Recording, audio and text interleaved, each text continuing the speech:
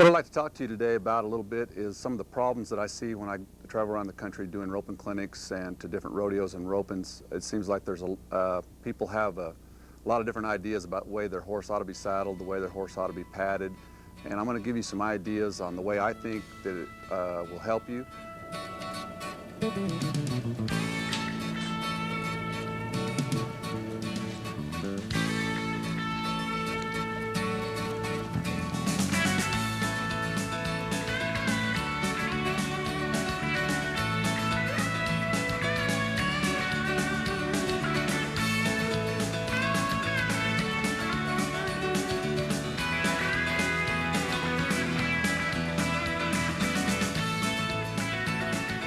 So right now what I'd like to do is introduce you to the Ortho system.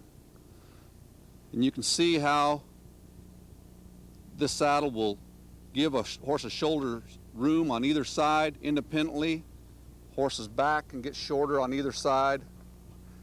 And it makes a nice round surface around that tree. Now that's something too, that this is a rigid tree. This is a regular tree, but there's a suspension system between the tree and the skirts, where the conventional saddle would be screwed to the skirts would be screwed to the tree right there. You can see the suspension system under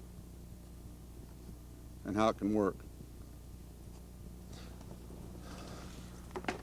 And you can see here that each skirt is independent and allow that horse's back to move any way he needs to move. Plus, if you have a real narrow-backed horse, it'll get narrow. If you have a real round-backed horse, it'll get more round. So you have a lot more flexibility here, like we said, to fit more types of horses. What makes this system different is the space between the skirt and the tree. In your conventional saddle, your skirt is attached to your tree. This has a suspension system that holds it away from the tree and allows the horse's back to move.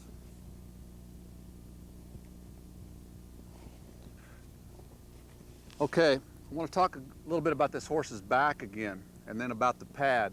Now remember, this horse has a hollow behind his shoulder. Okay, when we put the Ortho system on him, the system is going to fill this in. It's going to fill this in, but as it does, it's going to come out more here and use up a lot of its flex. And so we have an option here. Put the pad on, and then that's what this pocket here is for, is to put as many balance shims as we need here to fill in that hollow behind his shoulder. Okay? You have to be real careful and experiment with your individual horse, but this is how you can custom fit each horse.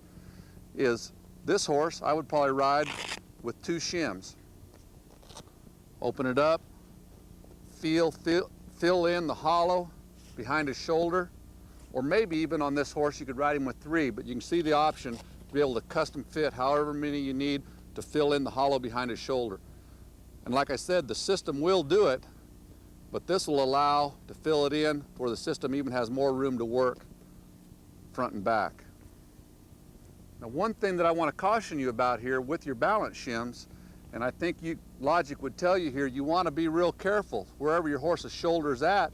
If you end up with your balance shims on top of that shoulder, you're in worse shape than you were before you started, because now it's like you have a rock underneath or even more buildup on top of the shoulder. You want to make sure that this is behind the shoulder wherever you need, and each time you saddle your horse, you want to make sure that these are adjusted right and that you have the right shims in for the right horse. Okay, when we saddle with the system, the Ortho system, we want to make sure we got the bottom pad pulled up in the gullet, just like with our conventional saddle. That lets the panels get down around the horse's back, and this will settle a little bit as you ride, but you want to start off with it up there as high as you can get it.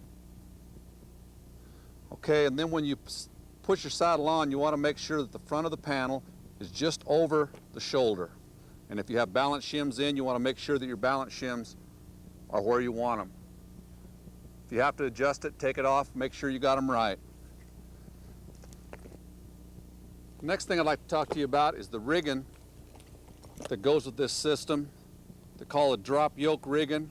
You notice that the pull comes from lower down on the horse, better at keeping the saddle in place, and it pulls from the front and the back and pulls everything towards the sternum.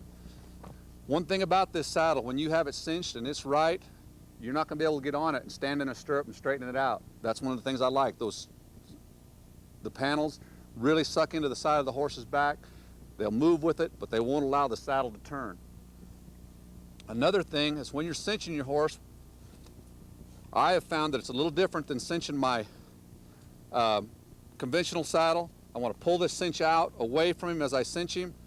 And as I warm my horse up and before I compete, I'll pull him an extra hole than what I normally would on a conventional saddle, because as my weight gets in the saddle and everything sinks, it actually loosens the cinch a little bit.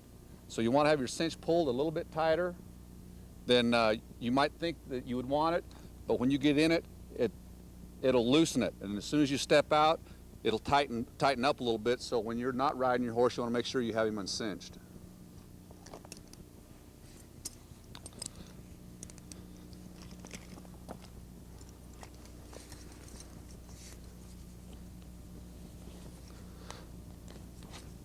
Now you can see how we have room here between the tree and the skirt, and you see how the skirt is allowed to move here, all right? Well, I want to show you even more as this horse's shoulder comes up. Now watch how he has the room now, and watch this move as his shoulder comes up. As I lift his shoulder up,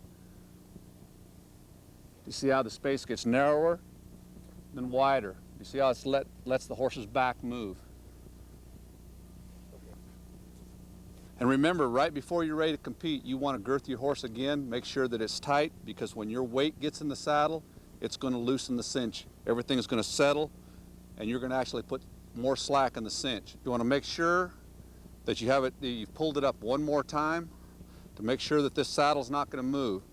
Another thing is when you first start to cinch your saddle, you should start off with it a little bit on the right-hand side, because as you cinch it, it's going to center where you want it.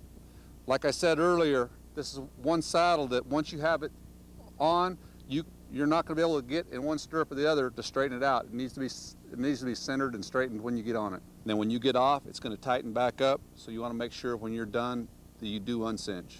And if you're considering buying a system, I'd like to have you do what I did and let your horse tell you whether it's the right thing for you or not.